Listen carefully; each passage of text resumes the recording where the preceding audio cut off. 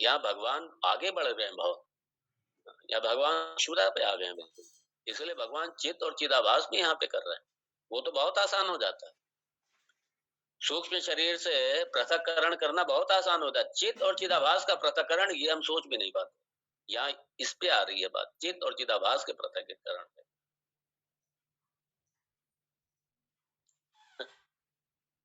चित और चिदाभास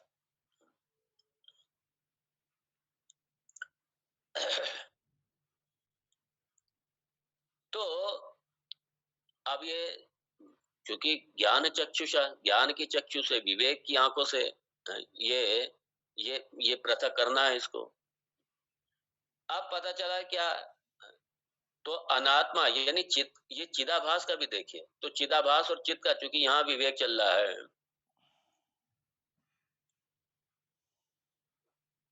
मात्रा स्पर्शास्तु कौन्तेय शीतोष्ण सुख दुःखदाः आगमा पायिनो नित्याः तान् तितिक्षस्व भारत, तान् तितिक्षस्व भारत।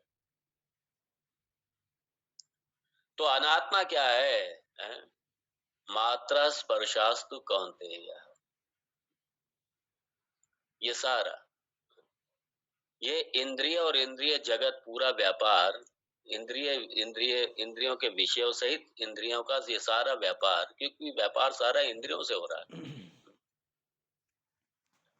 आपके कर्मेंद्रिय, आपके ज्ञानेंद्रियां, और ज्ञानेंद्रियों के भी ऊपर, ज्ञानेंद्रिय के ऊपर मन, और मन के ऊपर भी बुद्धि, और बुद्धि पे जहां ये चिदाभास, चिदाभास जहां पे चित्त का प्रकाश जहां पड़ रहा है, जहां पे आभासित हो रहा है,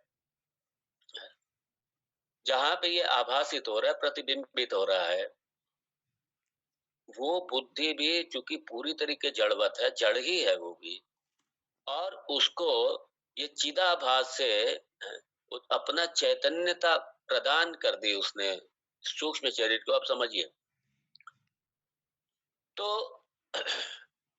और यहाँ पे आते जैसे चैतन्यता प्रदान करी, और बस वहीं पे जुड़ा हो जाता है, यहाँ पे जुड़ा हुआ, और यही जो चित्त जड़ की ग्रंथि है, अब यहाँ भगवान इस जहां पे जुड़ा हुआ है, यहाँ पे प्रहार कर रहे हैं। इसलिए भगवान ये कह रहे हैं कि ये मात्र स्पर्शास्तु, मतलब ये जो आपका जो चिदाभास भी है, चूंकि ये भी मिथ्या ही है, ये भी, इसकी अपनी कोई सत्ता नहीं है, स्वतंत्र सत्ता है इसकी,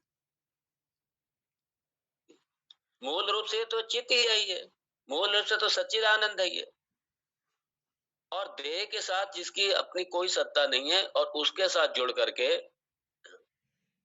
और वहां पे जैसे ही जुड़ा, वहीं पे मिस्टेक हुई, और यहाँ पे इस मिस्टेक पे भगवान, इस गलती पे, इस भ्रम पे हमारा प्रहार कर रहे हैं भगवान। और इसलिए आत्मा का क्या,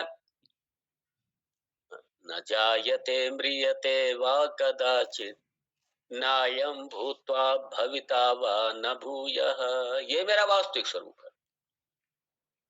और चिदाभास क्या है, चूंकि चिदाभास की अपनी कोई सत्ता नहीं है, और चिदाभास भी मिथ्या, तो जो मिथ्या है उसको मैं सत्य मान करके सारा व्यवहार करता हूँ, सत्य मान करके, इसलिए सारी समस्याएं अपनी समस्याएं मान करके बैठ जाता हूँ मैं। और यहाँ भगवान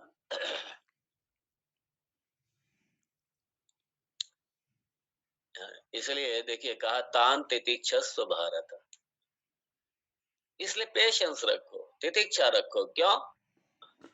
क्योंकि ये सारा हम लोग का देखिए कहाँ पे डिस्टर्ब हो जाते हैं हम लोग, वेदांत में आने के बाद भी, क्योंकि हमारा देहात्म अध्यास तो हमारा बना रहता है ये सारा, और तो और ये जो और भी सूक्ष्म जो है चित्त और चिदाभास के साथ में जो तादाद में ये हमारा बना रहता है ये, और जब ये हमारा तादाद में बना रहता है, इस पर हम काम, इस पर करने की जरूरत है।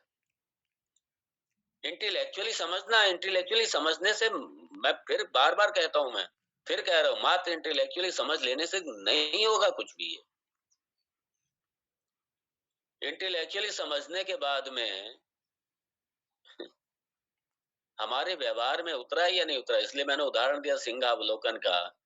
इसलिए जो ज्ञानी के जो लक्षण बताए गए, स्थित प्रज्ञ के जो लक्षण बताए गए हैं, 12वें अध्याय में लक्षण बताए गए हैं, भगवत गीता में ऐसे बिखरे पड़े हैं, 13वें अध्याय में बताए गए हैं। तो ये जो लक्षण बताए गए हैं, किसके, स्थित प्रज्ञ के, ब्रह्मनिष्ठ के, जो ये लक्षण बताए हैं, मुक्त पुरुष के जो लक्षण बताए गए हैं, इन लक्षणों को चिंतन कीजिए और अपना एनालिसिस कीजिए कि वो लक्षण मेरे में कितना उतरे, वो लक्षण के मैं कितने करीब हूँ। वो लक्षण उतरने चाहिए जीवन में, तब जाकर के हमारा जो श्रवण के इंटेलेक्चुअली लेवल का जो समझा हुआ वो हमारा व्यवहार में उतरा है। अगर वो लक्षण मेरे व्यवहार में घटित होने लग गए, दुखेषु अनुद्विग्न मनाः सुखेषु विगत स्पृहः वीतराग भय क्रोधः स्थितधीर्मुनिरुच्यते। कहाँ पे है ये? एक द्वितीय अध्याय भगवद गीता। दुखेषु अनुद्विग्न मनाः सुखेषु विगत स्पृहः वीतराग भय क्रोधः वीतराग भय क्रोधः स्थितधीर्मुनिरुच्यते। ये जो इस तरीके के जो लक्षण हैं, ये हमारे, ये अगर ये सारे लक्षण मेरे में घटित हो रहे हैं, उतर रहे हैं, तो फिर समझो कि ये वेदांत हमारा जो श्रवण है वो सार्थक हो रहा है, हमारा श्रवण सार्थक हो रहा है। और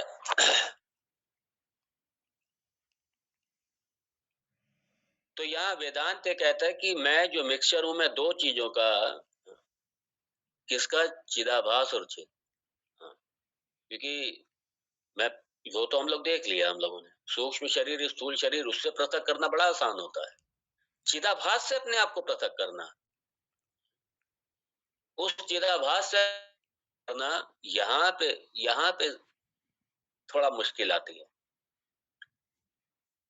क्योंकि ये दोनों, जैसे कि मैंने कह दिया मैं हूं में, हम लोग अगर कई बार जो वेदांत का श्रवण करते हैं, कई बार वो भी मैं हूं में सिर्फ वो ये सुनते हैं, मैं हूं, मैं चेतन हूं, मैं चेतन तत्व हूं, मैं चेतन हूं। इसमें भी दो है भाई, मैं इसमें चित और चिदाभास दो हैं, इसमें एक नहीं है। मैं चेतन हूं, चित भी है और चिदाभास भी, दोनों है यहाँ पे। तो यहाँ पे हमारा क्या है, चिदाभास से भी पृथक करके जो सच्चिद आनंद आत्मा है, क्या उस पे मेरी दृष्टि है? क्या क्या उस स्वरूप में अपने में रहता हूँ? क्या मुझे अपने स्वरूप के साथ में जीने का अभ्यास मैंने शुरू किया है क्या? इसलिए भगवान राम जी यहाँ इस अध्यास को जोर दे रहे हैं, इसी अध्यास को तोड़ना चाह रहे हैं भगवान। जहां मिस्टेक हुई है उस मिस्टेक को तोड़ना चाह रहे हैं भगवान, मूल मिस्टेक को तोड़। क्योंकि अज्ञान अपने आप में समस्या नहीं है, अज्ञान कृत जो अध्यास है, समस्या वहां पे है। संसार का कारण अध्यास है, अच्छी तरह समझ लीजिए, और अध्यास का कारण अज्ञान है, अविद्या है। तो अविद्या निवृत्ति के साथ में अध्यास की निवृत्ति, ये अध्यास की निवृत्ति जरूरी है। हाँ, इसलिए जब हम कहते हैं मैं हूं, तो सीधा सीधा आत्म तत्व की तरफ मैं हूं। देखिए, अच्छी तरह समझिए, जब आता है कहते हैं मैं हूं, मैं हूं में दो चीजें आ गई। मैं जो है, ये मैं चिदाभास, समझ लीजिए। क्योंकि मैं जो वृत्ति है वो तभी उठेगी जब चिदाभास आएगा। चिदाभास आया तो एकदम अहम वृत्ति, ये मैं की अहम वृत्ति ये उठेगी। इसलिए मैं हूं में जो मैं शब्द है, जो मैं अक्षर है, जो मैं शब्द है, ये चिदाभास है, और हूं शब्द जो है ये आत्म तत्व है। ये हूं जो है ये आत्म तत्व है। इसलिए दुनिया की कोई भी वस्तु है, अगर किताब है, घंटी है, कॉपी है, पेंसिल कपड़ा है, ये है जो है, प्रत्येक चीज का है का कभी बाद नहीं होता। वो जो है और हूं, इसका कभी बाद नहीं होता। इसलिए मैं हूं में जो मैं है ये चिदाभास है, और हूं जो है, हूं ये चित तत्व है। मैं अहम वृत्ति, मंगल भवन मैं ये अमंगल और वो जो है ये अहम वृत्ति का अधिष्ठान है, जो मुझ अहम वृत्ति के बिना है ये।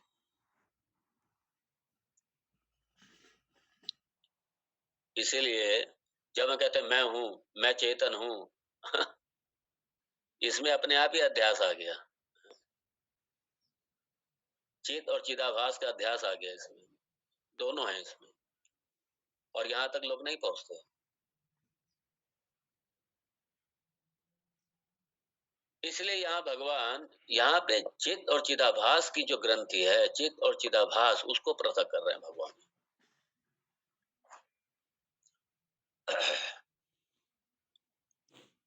इसलिए जब हूं में चली जाएगी वृत्ति, ध्यान दीजिए, जब हूं में आप चले जाएंगे अहम वृत्ति के अतिरिक्त, वहां पे आपको पता चलेगा कि वहां पे कोई समस्या नहीं, क्योंकि वहां पे दूसरा कुछ है ही नहीं, वहां पे कोई समस्या ही नहीं है वहां पे। इसलिए जितना ये हताशा, निराशा, ये दुख की तमाम वृत्तियां, सारी समस्याएं, ये जितना भी है ये सारे का सारा चिदाभास से जुड़ा हुआ है, चिदाभास से, वो जीव से जुड़ा हुआ है ये सारा। और मैं जीव नहीं हूं, मैं ब्रह्म हूं, मैं सच्चिदानंद, जो मेरा स्वरूप है मैं वो हूं, उसमें इसका लेश मात्र भी नहीं है किसी समस्या का। इसलिए यही फर्क है ज्ञानी अज्ञानी में ज्ञानी अज्ञानी में यही फर्क है। ज्ञानी को भी शरीर में जो उपाधि है, प्रारब्ध, उसका शरीर वो भी भोगेगा, भोगता है वो भी, लेकिन ज्ञानी बड़ा क्लियर है कि मैं नहीं भोग रहा। क्यों? मैं इसलिए नहीं भोग रहा क्योंकि मैं हूं ही नहीं, मैं मतलब ये नहीं हूं, मैं ये उपाधि वाला नहीं हूँ, उपाधि के गुण धर्म वाला नहीं है, इसलिए सुख दुख ये जो कुछ भी है, ये सारा उपाधि का है। और मैं चूंकि आनंद तत्व हूँ, मैं सच्चिद आनंद हूँ, ये मेरा स्वरूप है। तो मैं जब मैं में भी दो समझ लीजिए। एक जब हम कहते हैं मैं हूँ जो है ये आत्म तत्व सच्चिदानंद, और मैं मतलब अहम वृत्ति वाला जो मैं है, ये है आपका चिदाभास, ये आपका जीव है। और बिना अहम वृत्ति के जो आत्म तत्व रूप से जब मैं कह रहा हूं, ये अहम ब्रह्मास्मि, मैं ही ब्रह्म हूं, यहाँ पे वृत्ति नहीं है, ध्यान दीजिए। ये वृत्ति का जो अधिष्ठान है, वहां उस अधिष्ठान को लेकर के मैं अपने उस मैं को अधिष्ठान से जोड़ करके अधिष्ठान में रखते हुए मैं ये कह रहा हूं मैं ब्रह्म। तो यहाँ इसलिए जो ज्ञानी है, ठीक है, उसका भी शरीर भोग रहा है, वो अपना, और वो कभी कंप्लेंट नहीं करेगा। इसलिए जहां रेजिस्टेंस आया, जहां पे प्रतिक्रिया आई, जहां पे विरोध आया, समझ लो वो अहंकार हमारा जो मैं हूं वाला, वो जो अहम वृत्ति वाला जो अहंकार है, वो जो जीव है, वो जीव दुखी हो रहा है वो। तो इसलिए अभी वो पार्टी अभी ज्वाइन गलत की हुई है, वो अनात्म प्रपंच जो है, जो जगत प्रपंच है, भी उसको ज्वाइन कर रखा है।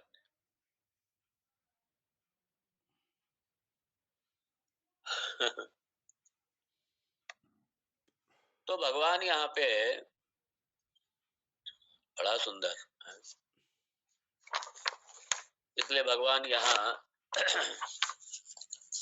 आइए देखें थोड़ा,